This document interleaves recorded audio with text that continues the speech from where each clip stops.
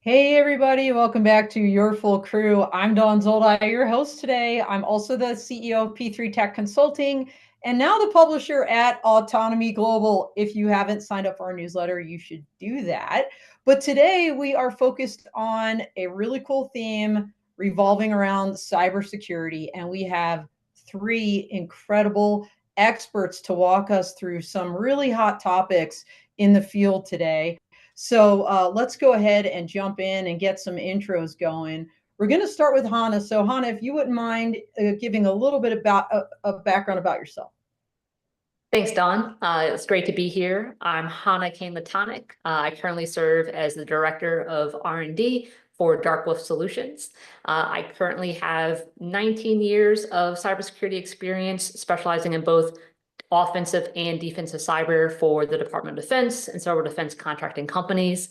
And so today I'm really excited to discuss how to navigate AI-powered cyber threats in 2025.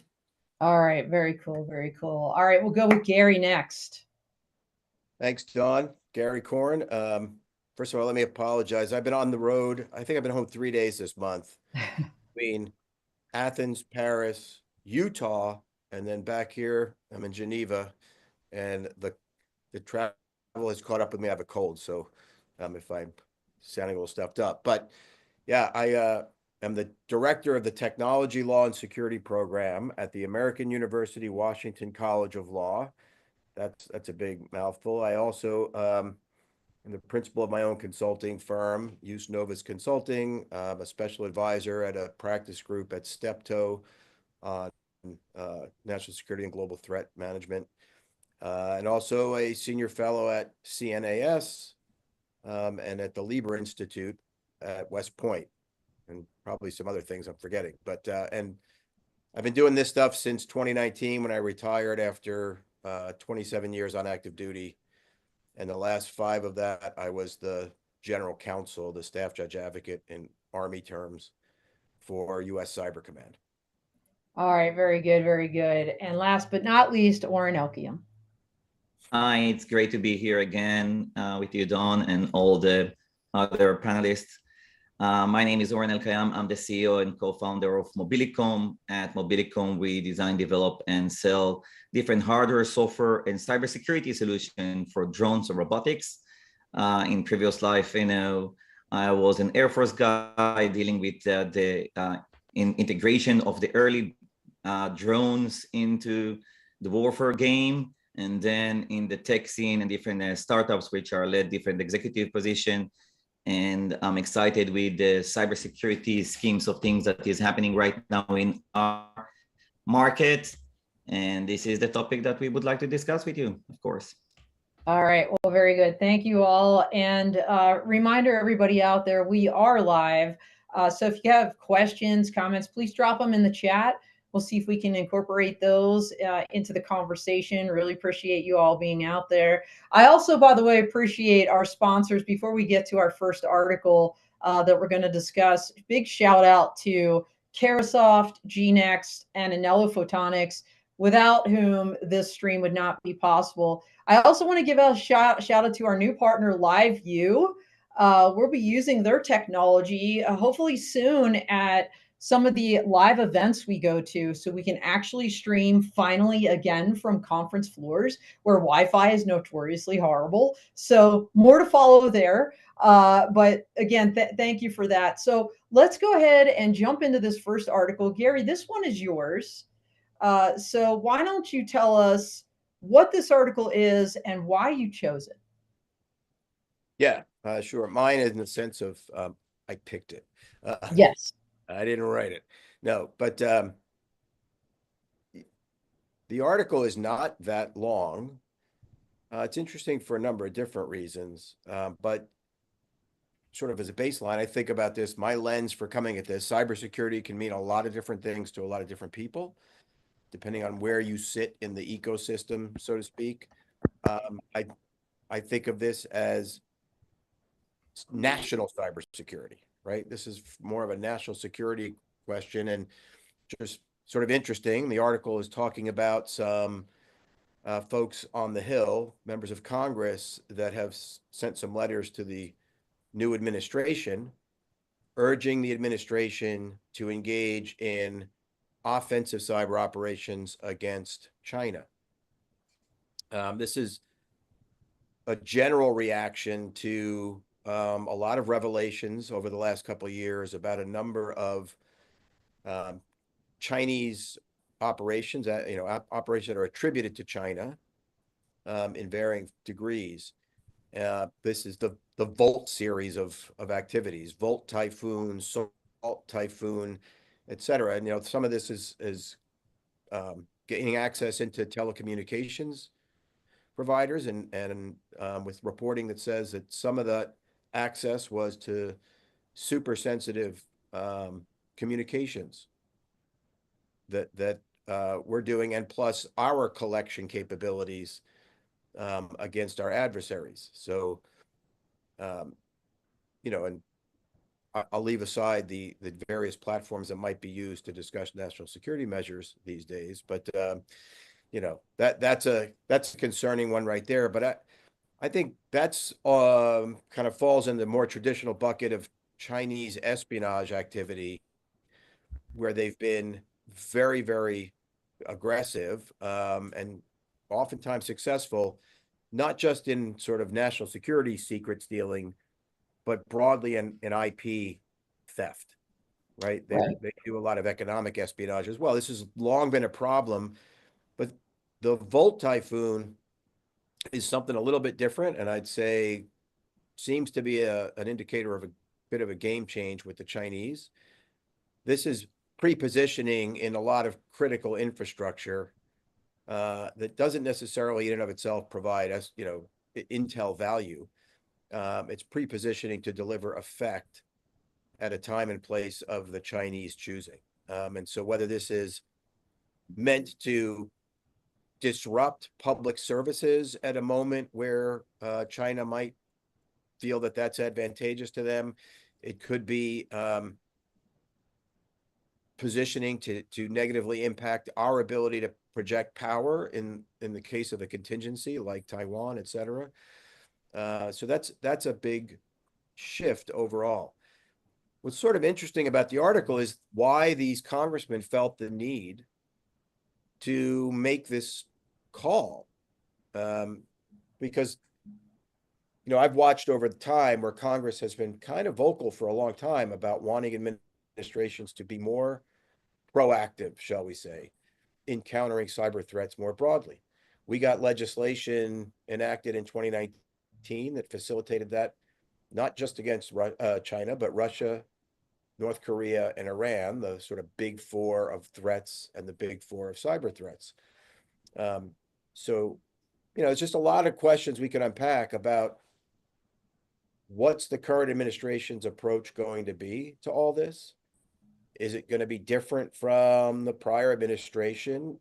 I would say that we saw a major shift in the level of proactivity that we would use back during the first Trump administration, toward the end of the first term, right?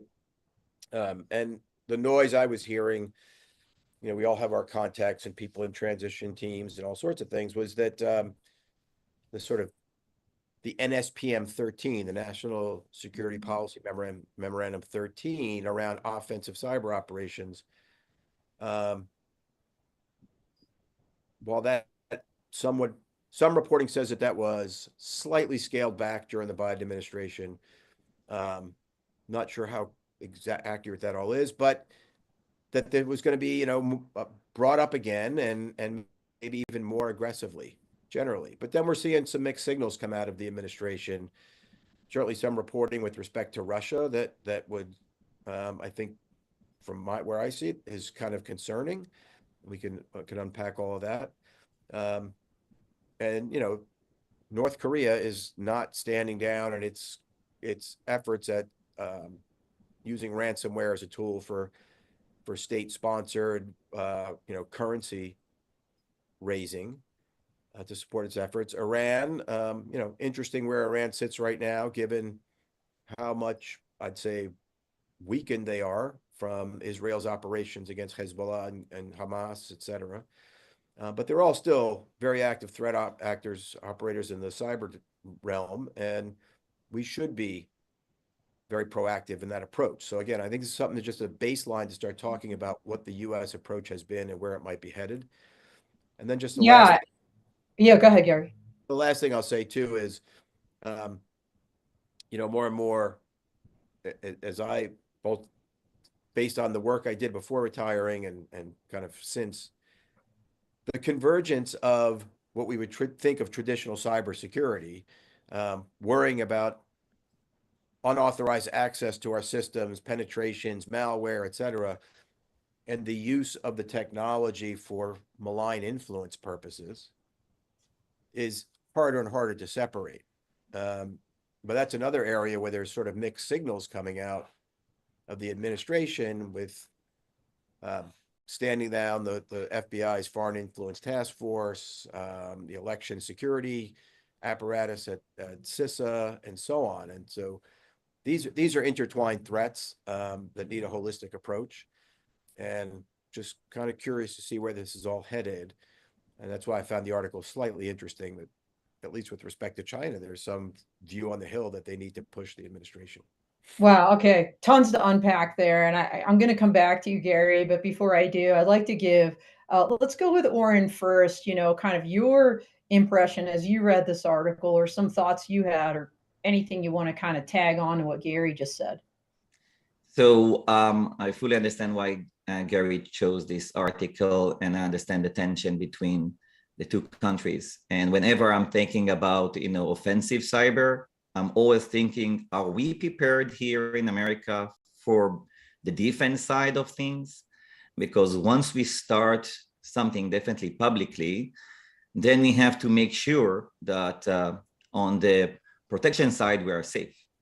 And since I'm very focused on cybersecurity in the area of drones, robotic, or anything which is autonomous platform, I'm fearing from the fact that if we will start some kind of new battlefield in the cyber field, are we safe with that? And do we feel that we are able to protect our assets? And this is my fear, because I'm not sure that we are there yet. So I will be glad to hear Hahna and Gary's input on that. But from starting a new conflict, I want to make sure that we at least have the essentials ready here to protect our assets. Yeah, I mean, well, I'm just going to go to popular media on Netflix. I don't know if y'all watch Zero Day with Robert De Niro, but what was that? Like a 3-minute outage, and thousands and thousands of people died, whether it was because, the trains weren't operating properly or crashing into things, and, the air traffic control wasn't working, and on and on.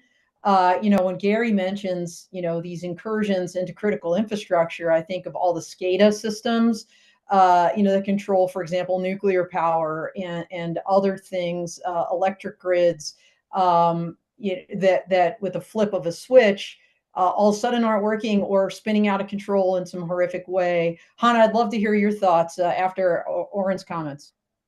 Yeah, so actually, I'm glad that Gary brought up Volt Typhoon and the cyber attack that was linked to China, because that attack was, I would say, significant in the fact that they were using AI-enhanced stealth techniques to infiltrate our U.S. critical infrastructure.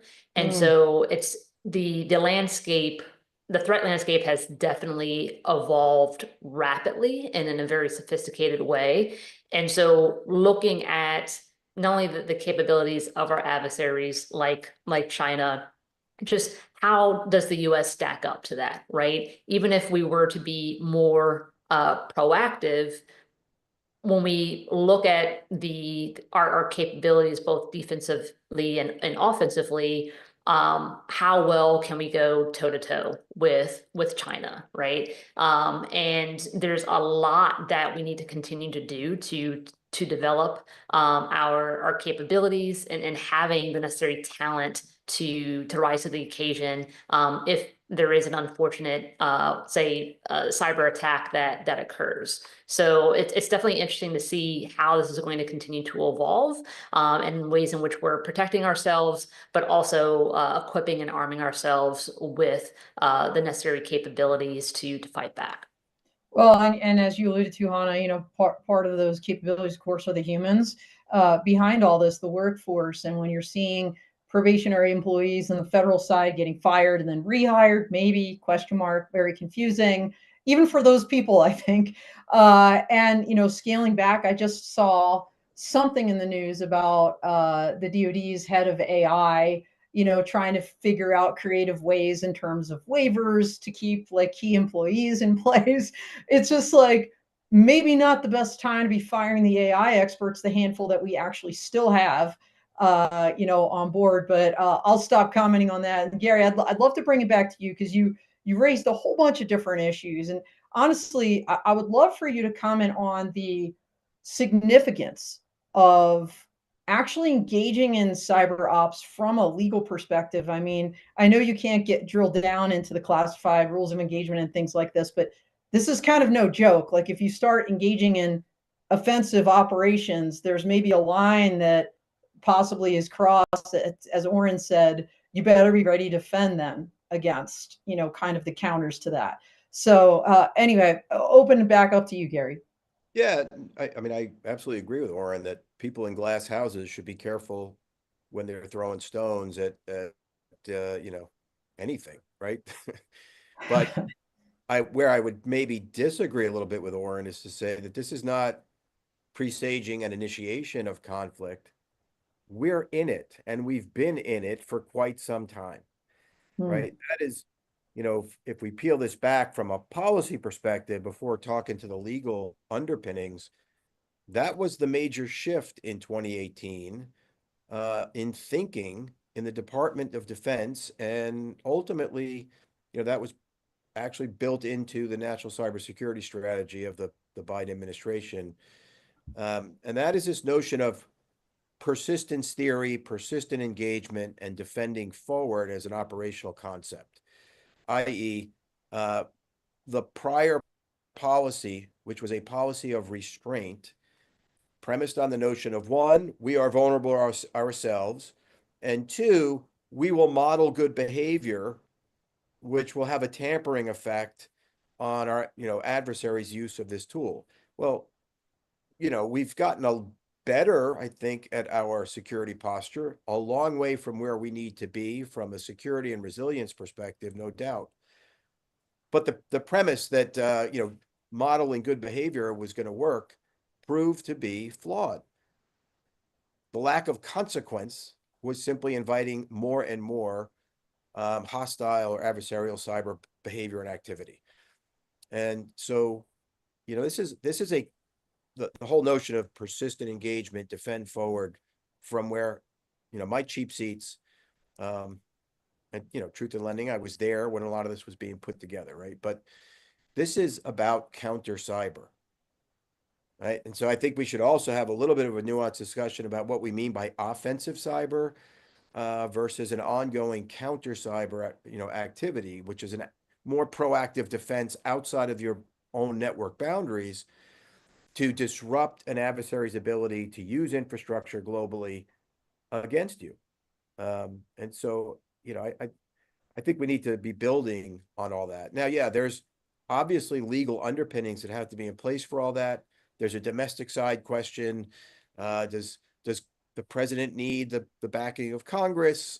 Lots of fascinating discussions happening right now about the extent and breadth of Article 2 powers versus the relationship with Congress and the courts.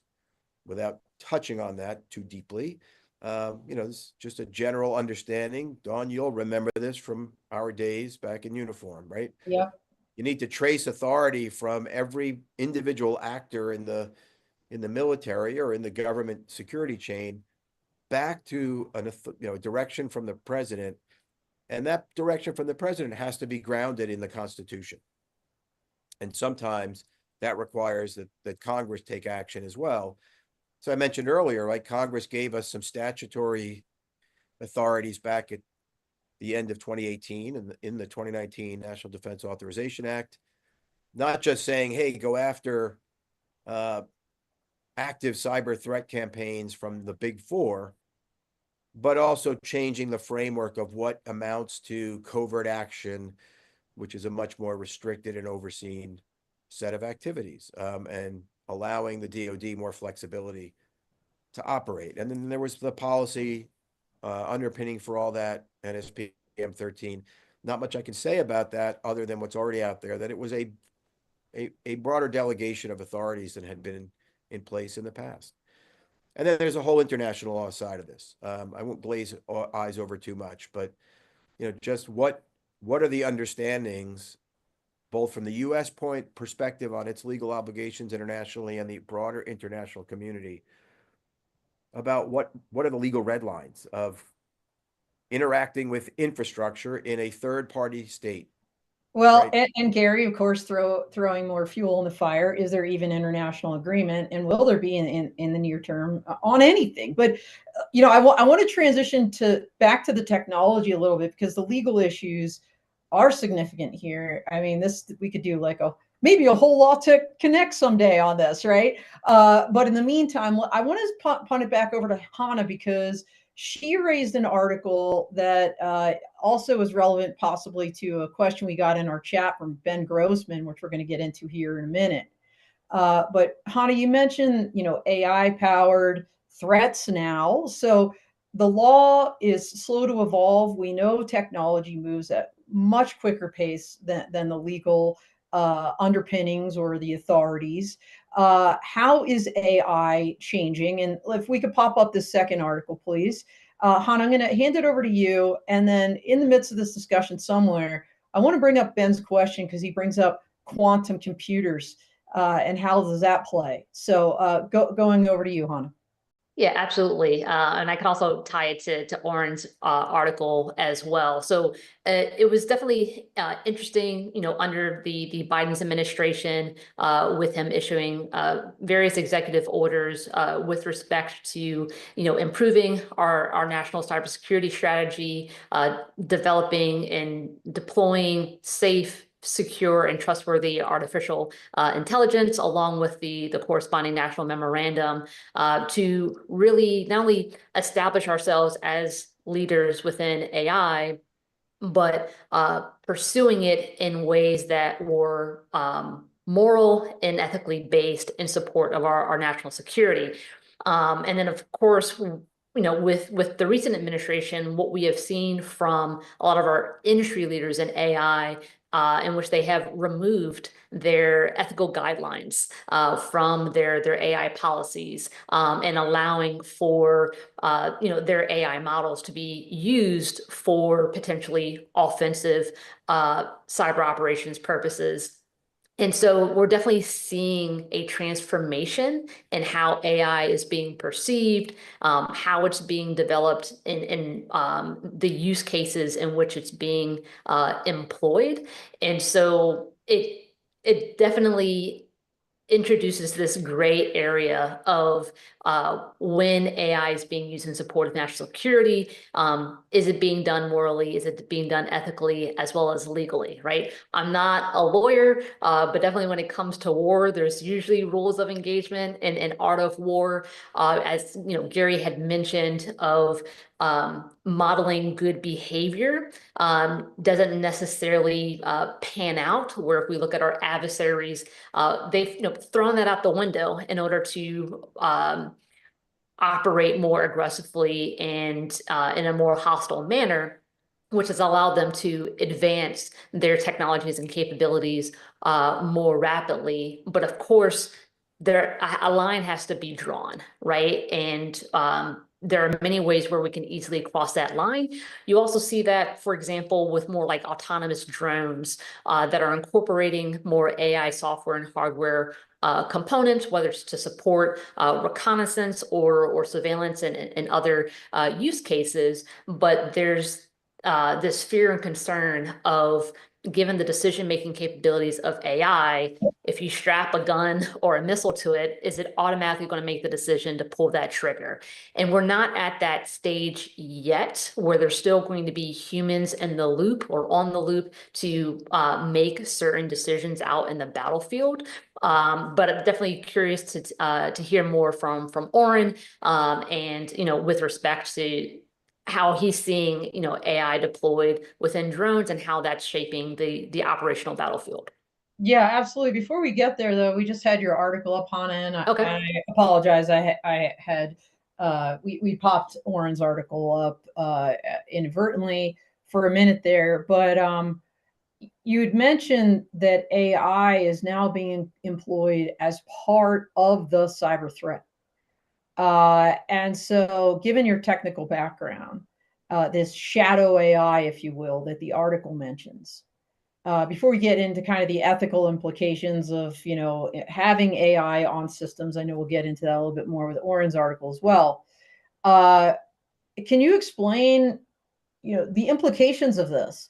How quickly can these threats iterate now that they're employing AI, and what kind of advantages do they give criminals or nation states or adversaries when they employ AI as part of a backdoor cyber threat? Yeah, and that's what caught my interest with the article. So it's a fascinating time where AI is now being weaponized by cyber criminals, enabling more sophisticated and automated cyber attacks, whether that's AI-driven phishing, AI-driven malware generation, or even just their malicious capabilities being able to learn and adapt to the security defenses that they're encountering in real time is a huge game changer. And, as a result, businesses today are facing, an escalating and more complex threat landscape than ever before. What we're seeing are these types of AI-enabled automated cyber attacks that are leading to the innovation of these set and forget systems, where attack systems where you fire and forget, and that malicious capability, that exploit is going to continuously probe for vulnerabilities, especially zero-day vulnerabilities that haven't been disclosed or reported yet. Those, malware, for example, being able to adapt to defensive measures, as well as exploit weaknesses in your systems, your networks, and infrastructure without any human intervention. And so I know we'll get into discussing ways in which businesses can defend themselves against these AI-powered threats. But we already mentioned, Volt Typhoon as an deploying AI-enhanced stealth techniques. But then we also had, last year, Black Mamba.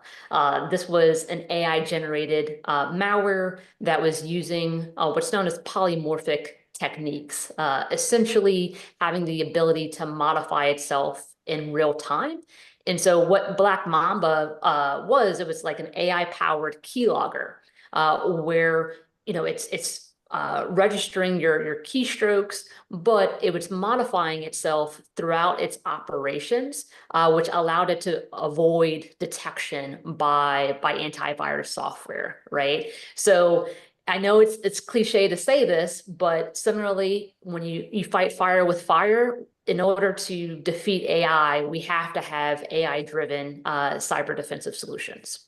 Yeah, I mean, Oren, this is kind of a space where you live every day. There's a lot of people watching. David Lewin's out there. He's in the drone space. By the way, he says great discussion, so thank you, David. This is not just a national security issue in terms of critical infrastructure. This is a literally day by day concern of regular people that own businesses too, people in the drone industry, people in other industries. I'll just tell you without revealing. I have I'm not going to tell you the relation of this person to me, but I know someone who was 2 years of IP theft in one fell swoop. They go back in their system. Everything was gone. I mean, completely gone, except for maybe 3 spreadsheets. And those spreadsheets, all the tabs have been changed to Chinese characters. Gone. 2 years worth of work for a company. Gone. And like the significance of this isn't just like, the power company that needs to worry about it. So over to you, Oren, as you're looking at this, as you're thinking about cybersecurity for the drone industry. Yeah. If I may interact, I would like to comment on Hannah's inputs, which are very interesting. And, we are talking about AI, and definitely AI is changing the map of cybersecurity, both on the defense and the offensive side.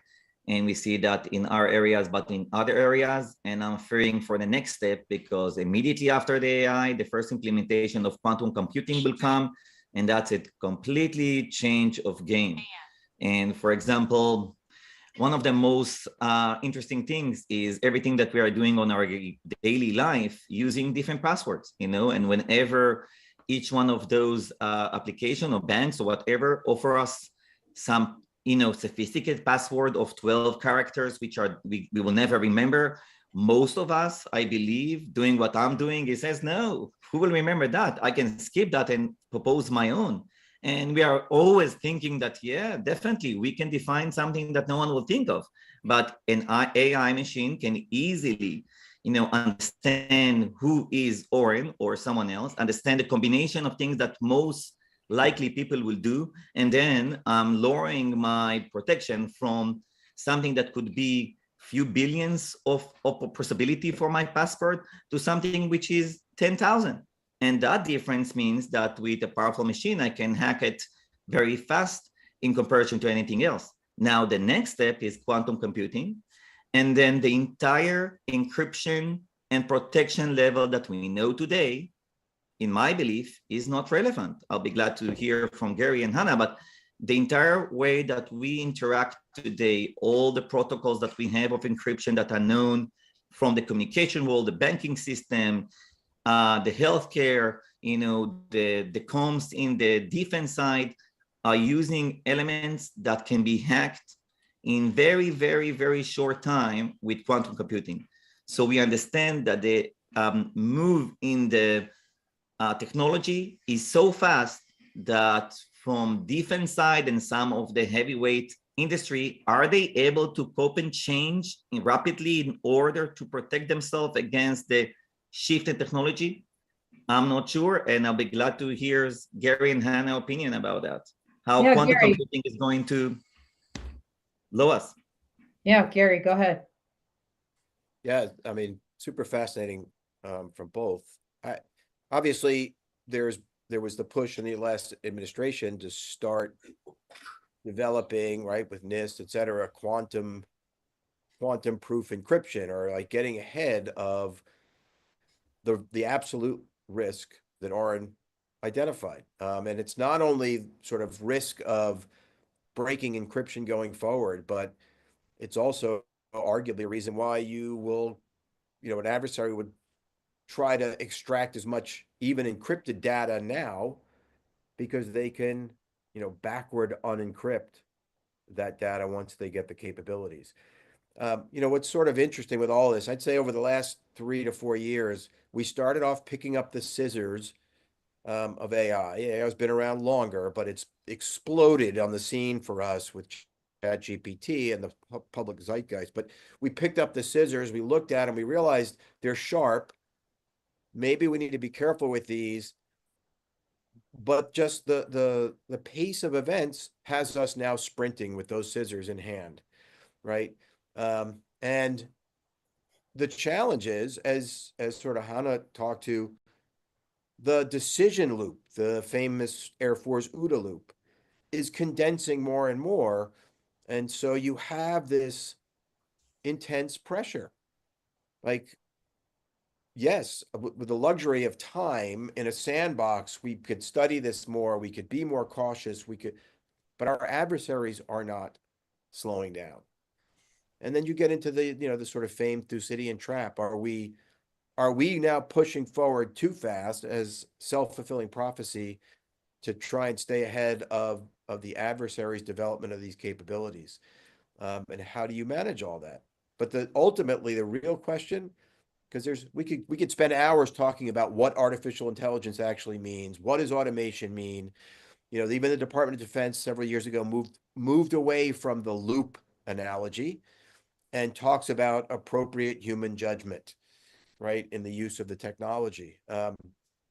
But how comfortable are we delegating to algorithms, essentially, the decision to act on our behalf?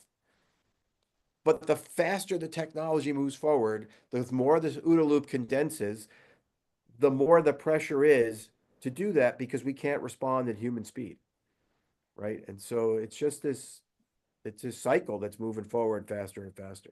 Yeah, I mean, you just kind of brought us back to the ethics of this, really, right? And what Hahna had raised in her initial comments of, you know, as these machines get more kind of, you know, AI enabled on edge computing, you know, there's a situation, can it make a decision? Should it make a decision? You know, all of these things are out there, and then add to that, of course, the fact that these things can be hacked. And if they can be hacked, they can be given commands to just do things, even if the human that thought they were controlling it doesn't want them to. I think that gets us kind of to Oren's article. But before we jump to his, I want to give Hahna any last, you know, a last opportunity for any last comments on her article. Yeah, I would say, like, with respect to Oren's comment about, you know, quantum computing and the chat message that came through. I mean, there's definitely been significant breakthroughs with quantum computing.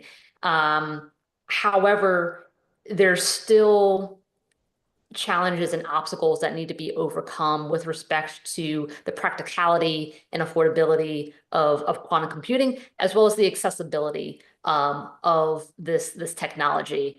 That doesn't keep me up at night yet, as AI does. Given the accessibility of this technology, where it's very easy for script kiddies to generate exploits and malware to cause harm, right? Where, like, even my parents have AI on their phones, right? Their house has AI powered devices, and now they're interacting with it and trying to leverage it. And so that low barrier of entry to take something that is, to have access to something that is so powerful, great power requires great responsibility, right? And there's an importance to contain this technology in a way in which it can be used productively for society, to protect us, to make us more efficient and effective in at work and in our everyday lives, while minimizing the risks that these technologies pose when they are not used responsibly.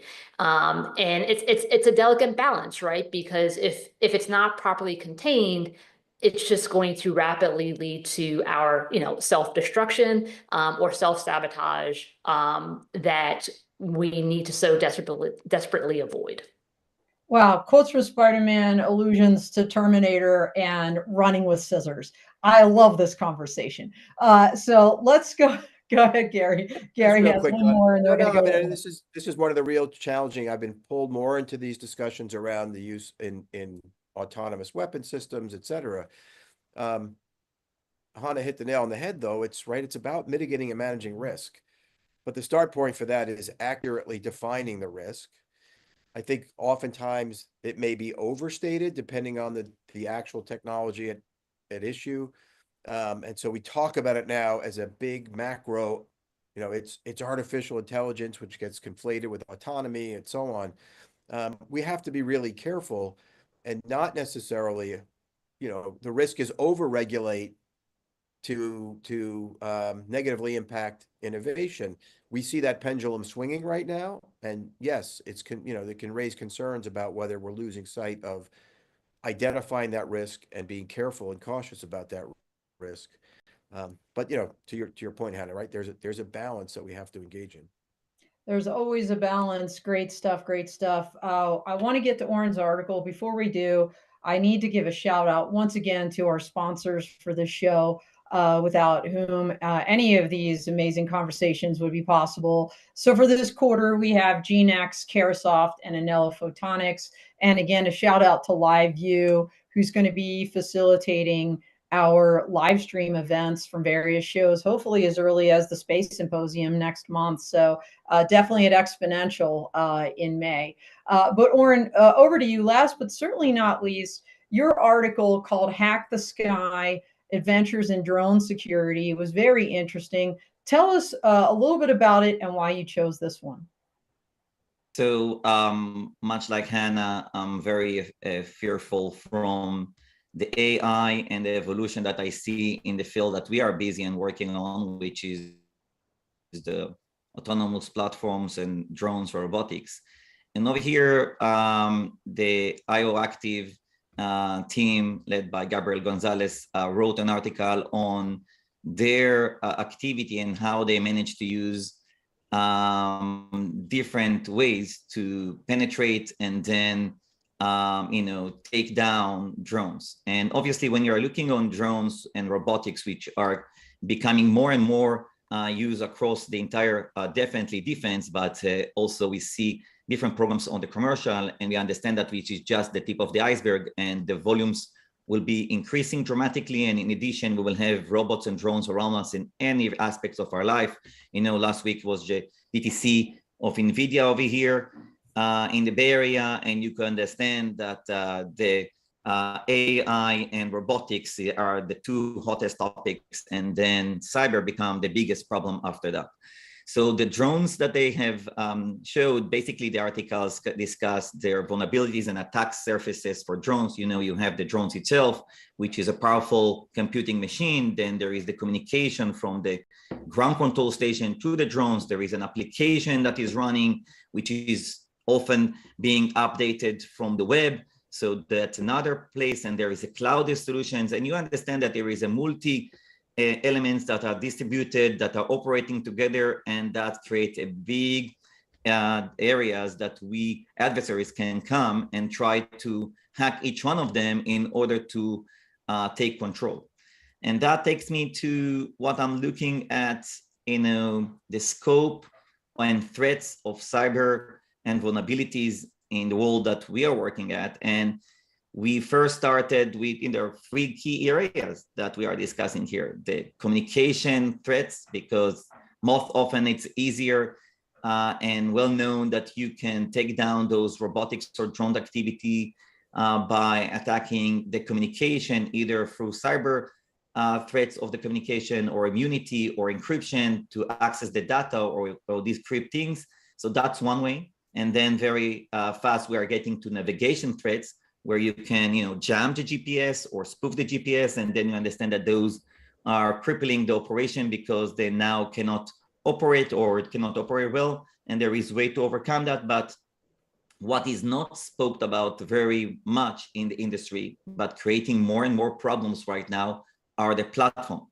And we discussed that those drones and robots are highly sophisticated array of computers, which on the top of the chain there is an AI GPU, CPU that is managing, and then we are getting into host security issues and network security issues and application security issues, and that creates a lot of problems. And the article shows one of the ways, or few of the ways, that they will be able to use electromagnetic signals in order to hack. And one of the case studies, they have used one of the electronic magnetic fault injection from remote, being able to emit powerful signals in order to change things on the software and PCB, because you can create glitches of memory and glitches of software that then the entire machine is corrupted or unable to operate. And that leads me to areas that we are looking at recently, because we evolve with the cybersecurity as experts and reacting to things that we've seen in the conflict areas, that we are helping governments to overcome the challenges. And Gary mentioned some of those, definitely the European conflict and definitely the Middle East and Israeli conflict that have used drones and cyber extensively in both sides. And then we know that drones and robots are very, very vulnerable platforms because they are remotely operated, which makes life much harder. There is no human in the loop that can really understand if what I'm seeing and what they are telling me is actually happening because they are remote. I'm unable to judge that.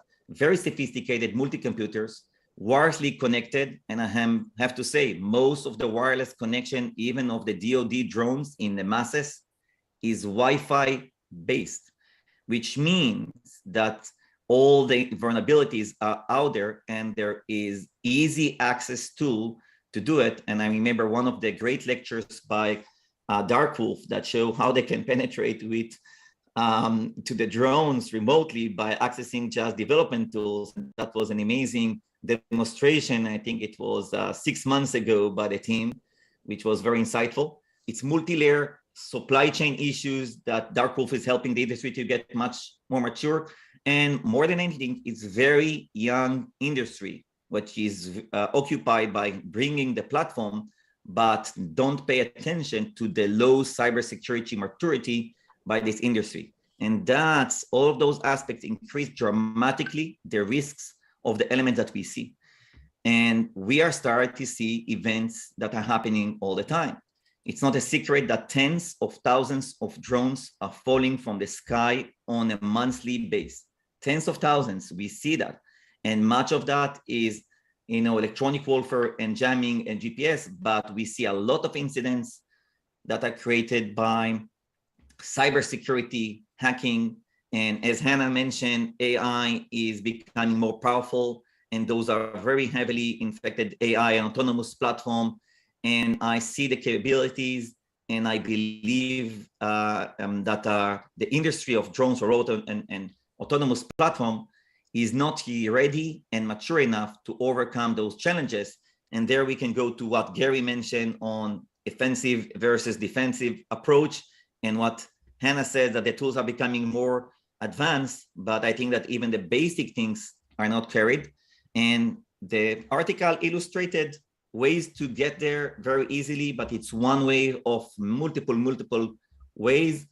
And I think that we have some work being done on government level and on the industry level, how to make sure that at least the basic solutions are there to have some kind of initial testing and validation before you release the platform. But we have zero, meaning really zero protection, continuous monitoring, detection, and prevention.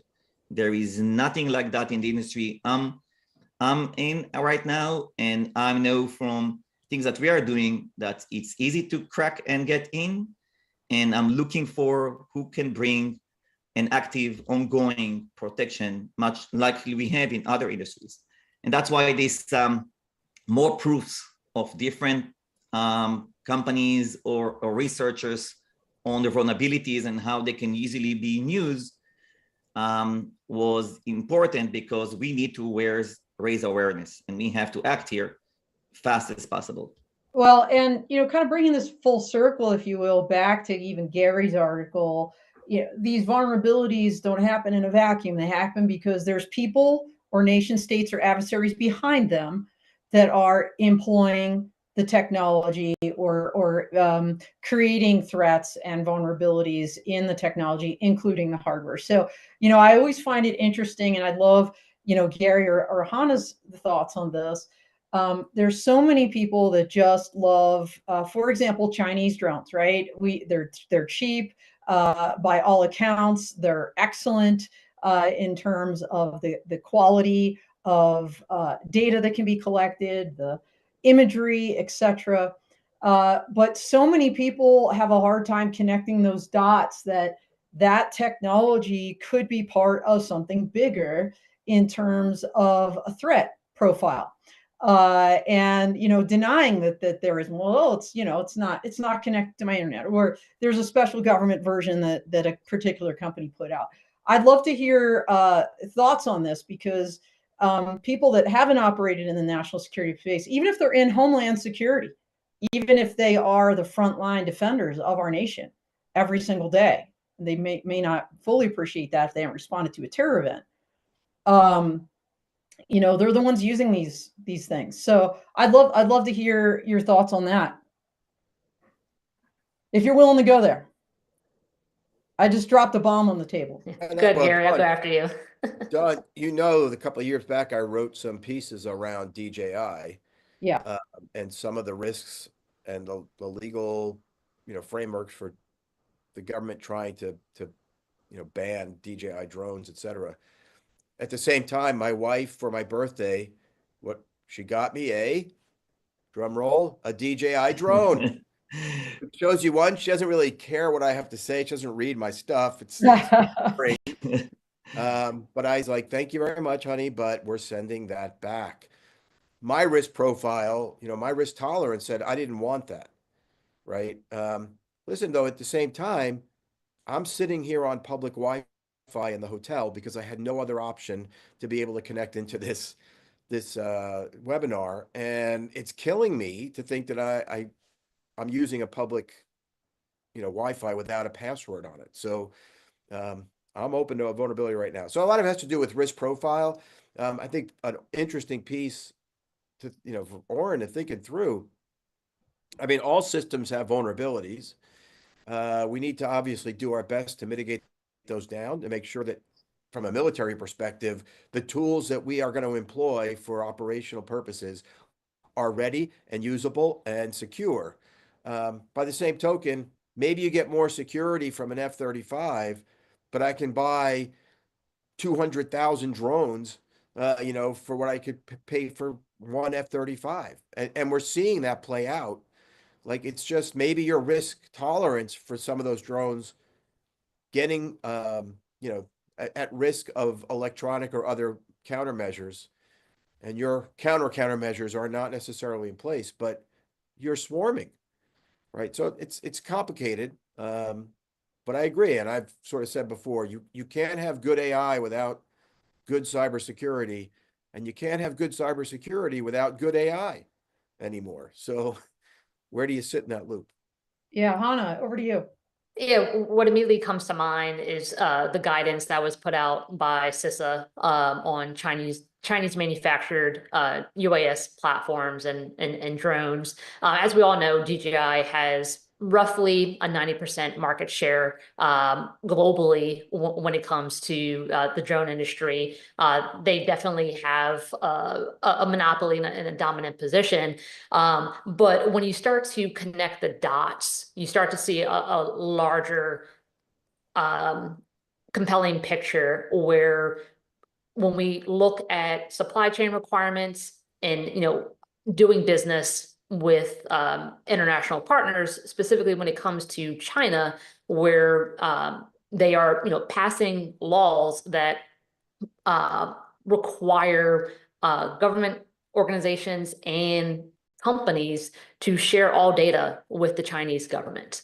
And so when you look at DJI and the information that they're collecting when you fly their drones, right, that's going back to their Chinese servers and eventually making its way back to the Chinese government in support of their intelligence operations, right? And data collection is a key pillar of that. And so the everyday Joe might not think, oh, like I'm at the bottom of the totem pole, you know, I'm not being targeted, you know, I'm not doing anything wrong or malicious, but the data is just a key aspect of this, and how using, I would say, peripheral devices like a drone can allow attackers to pivot to other systems, networks, and infrastructure.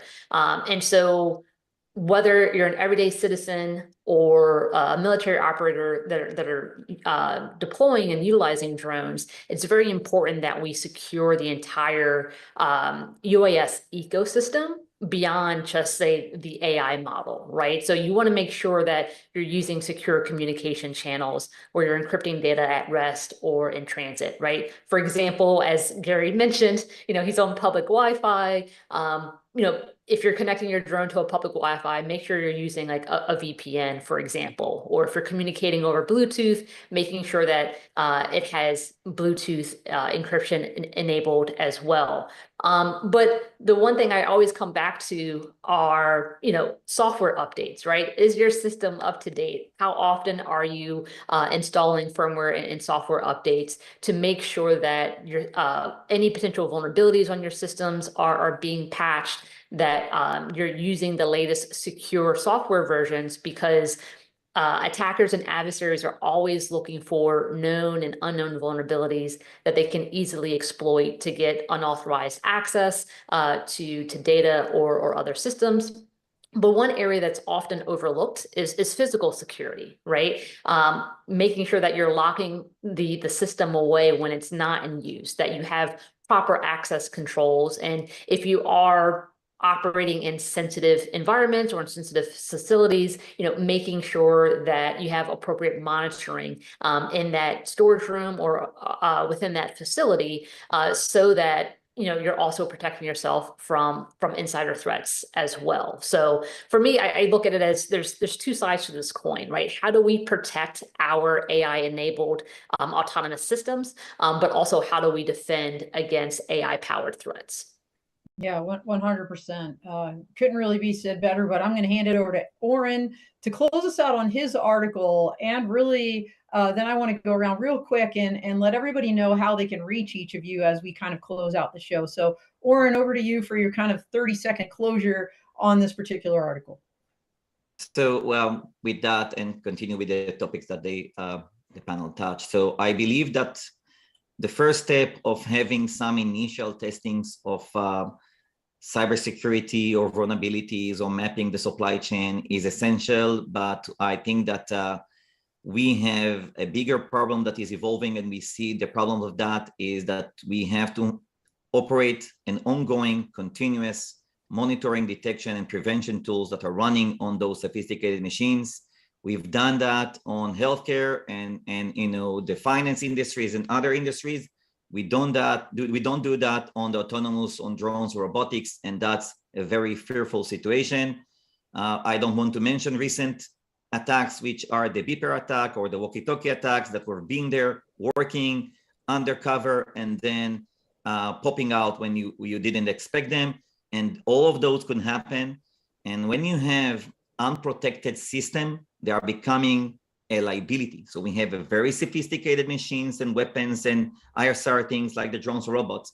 But if they are not protected now, you are in a bigger problem than not having them at all. And therefore, we believe that a multi-layer security operation is mandatory to have at least the lowest bar of protection, and then go beyond that with what Hahna said on AI protection and so forth. And this is how we are coming to this market, and this is how we are fearing from that. And that's why this article was very appealing to me, demonstrating the capabilities that are out there. Excellent. Well, Oren, how can people learn more about Mobilicom and how can they reach you? So we are very active in the industry. Obviously, my numbers and emails and everything is over there in the website under Mobilicom. Feel free to access us and come and meet with us in any of the US events of the industry. LinkedIn, of course, we are here. We are ready to help. We are ready to educate and contribute to our industry and government to be, protecting us eventually. All right, very good. Hahna.